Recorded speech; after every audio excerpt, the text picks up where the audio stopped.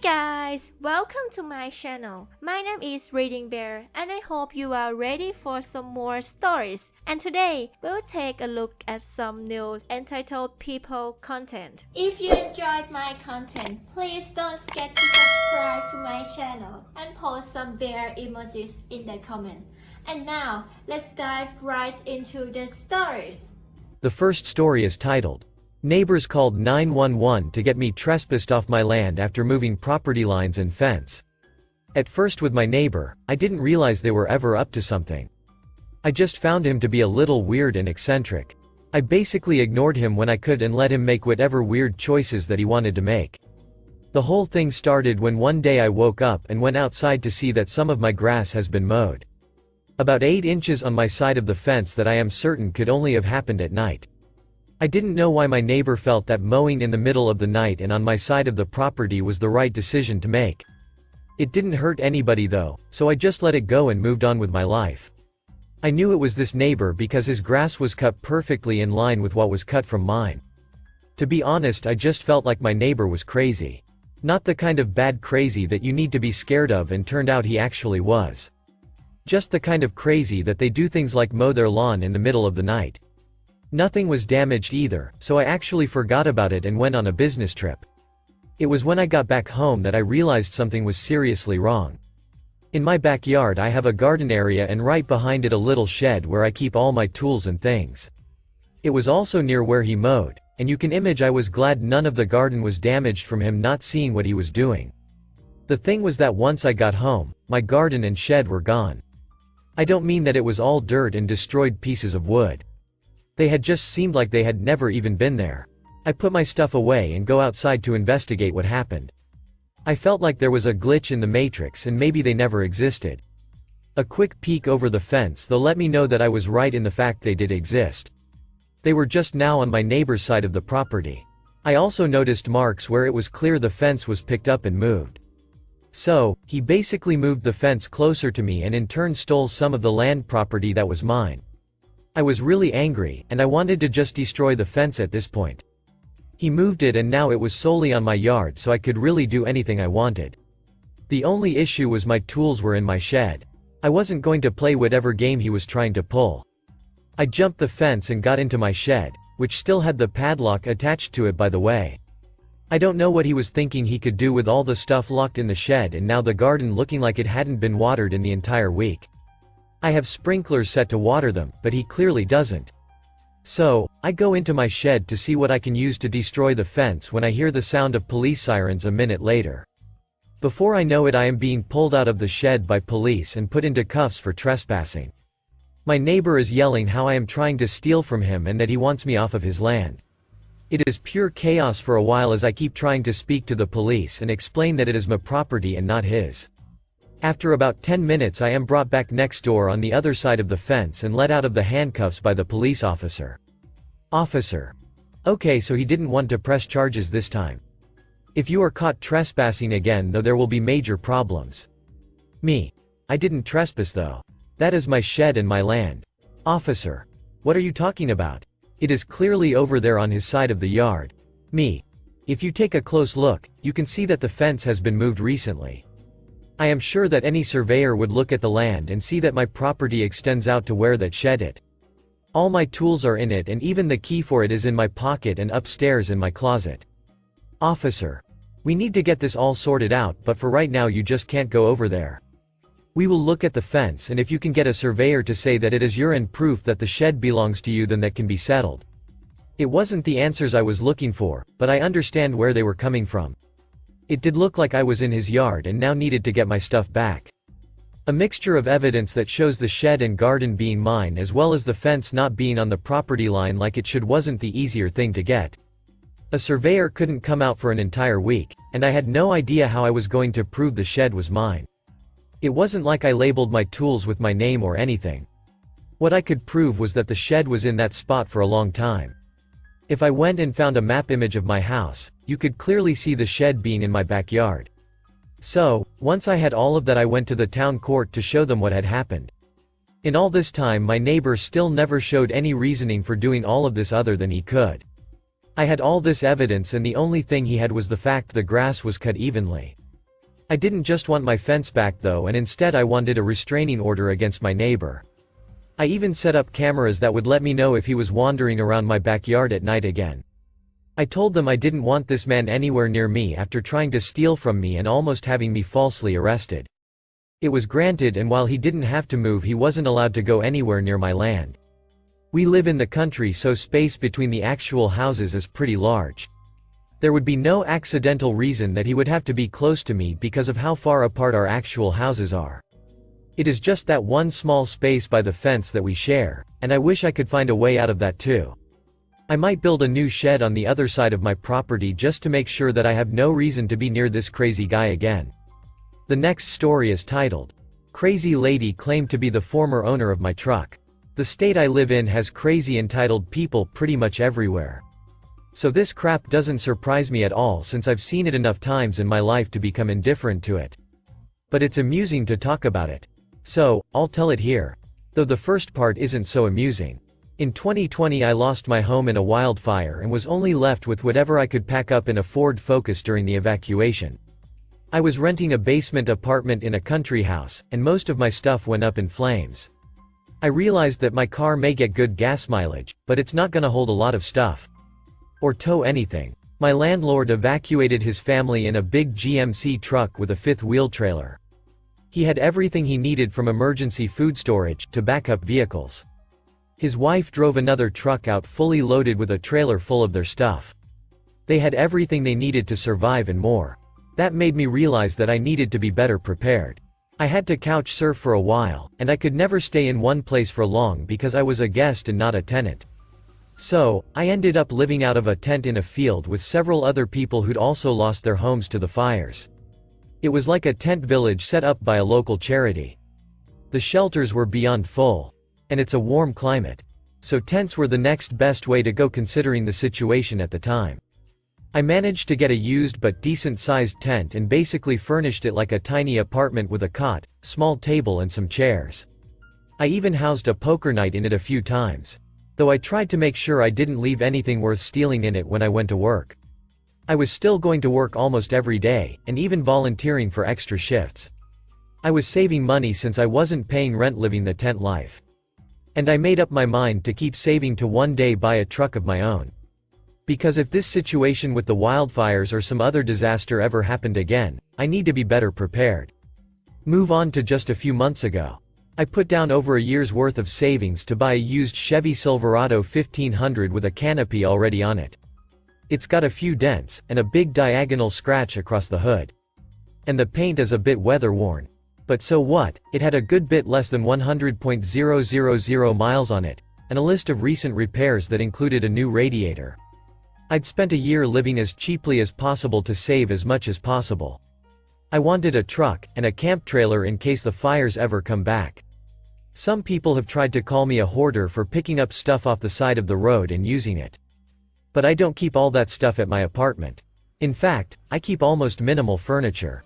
Some remark that my apartment looks like it was just moved into, as I still keep some of my stuff packed in boxes. I want to be able to pack and leave fast if I have to. Especially since the world only seems to be getting worse right now. I bought the truck, an ironically silver Silverado. I bought it off a man who looked to be in his 50s that said he has a bad back and can't use it anymore. And he gave me a steal of a deal when I came to get it by dropping the price by $1,000 because he felt I was clearly in love with it. And I am. I'm very happy with the truck. She drives like a dream.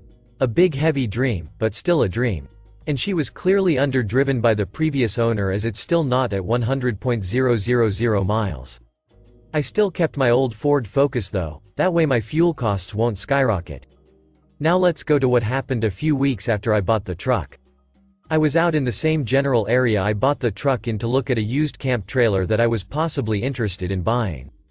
But it ended up being in such bad shape that I turned it down because it was beyond my skills to repair. Before leaving the town I stopped to eat at a local diner. Great burgers there, by the way. And as I was leaving after having dinner, I noticed a woman who looked to be somewhere in her 40s looking over my truck. I'm not gonna use the term Karen to describe this person because I know two women named Karen, and they are both fantastic people. So, no Karen here. But she did sorta have that look that people associate with the stereotype. I asked the lady what she was doing poking around my truck, and she gave me a side glare while demanding to know where I got it. I said I just bought it a few weeks prior. She rushed up to me and said I didn't buy it, I stole it. I told her no, I purchased it from the title owner, so that makes it mine. The lady then rifled through her purse to pull out a smartphone and scrolled through it. And then she showed a photo of a truck in it. I looked at the truck in the picture and I'll be a monkey's uncle, it was the same truck. The license plate and scratch on the hood were clearly visible.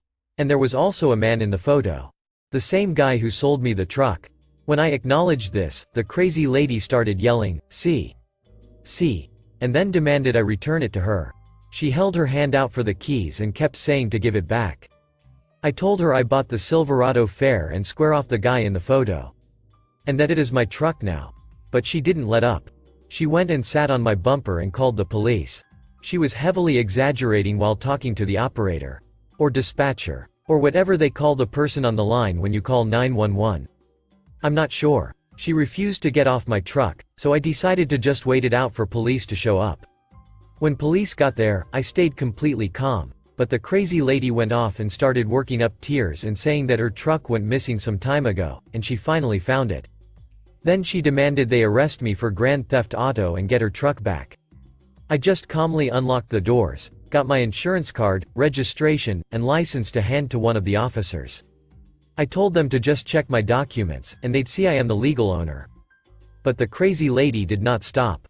She tried to run to the door of the truck I'd opened, but I re-locked it before I shut it.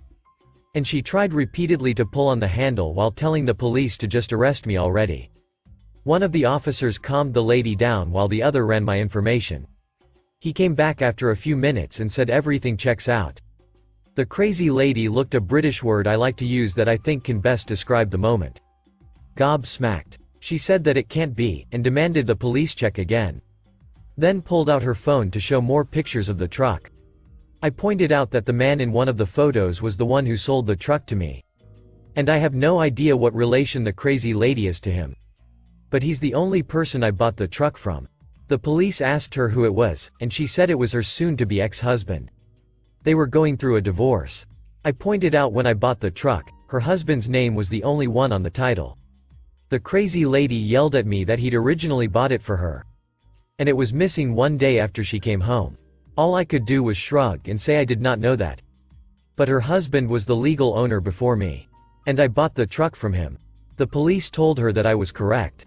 And it is legally my truck now. The lady went from crazy to just very sad as she cried that it was her truck, and he sold it without her permission. I did feel sorry for the woman and said to the police that they may want to do a wellness check on her or something. They said I was free to go, and they would handle the situation from there. When I was getting ready to leave, the crazy lady yelled that she was going to follow me and find out where I live. But the two officers didn't let her do so. I left the parking lot and hightailed it on the highway out of there. I later contacted the guy who sold me the truck, and he admitted that the crazy lady is his soon-to-be ex-wife. She cheated on him for the second time, and it was the final nail in the coffin for their marriage. The truck was always in his name only, and that woman had signed a prenup when they married. So, the divorce was not going in her favor. It's been months now, and that lady has not found me again. So I'm probably in the clear as long as I avoid the area I bought the truck in. Though for all I know, she's not even living there anymore since her husband divorced her. Edit. Many have pointed out the need for new plates and paint. So I've started putting money off to the side for that. Considering the heat, I may just paint the truck white, as that color is better under the sun and I like it. I've already ordered a home dent puller kit to try and undo some of the dents on the body myself. I'm not sure if I'm gonna pay to have the truck painted, or try to paint it myself. Doing it DIY style sounds interesting, and I hear there's kits for buying everything you need to paint a vehicle for a little over $100 online. Either way, I should have the truck repainted and with new plates eventually. And hopefully if I ever run into the crazy lady again, she won't recognize me. Update. I discussed with a friend about the crazy lady and my truck, and he suggested a home paint job using spray cans. At first, I thought it was weird. But then he showed me videos of people painting cars and trucks with these big spray cans that have high pressure and a wide spray. So we went out and I bought a bunch of those tall cans of primer gray and gloss white. We took the time to PDR remove as many dents as we could using hot glue and a slide hammer I ordered and recently got in the mail. Then sanded the truck with a rotary sander before painting it. And I have to say the results are pretty good. I spent about $100 in paint, 5 cans of primer and 5 cans of white paint. You can't even tell it's the same truck anymore. And the white color should help with the heat where I live too. In time I'll get new plates for the truck. And then hopefully the crazy lady will never notice me again.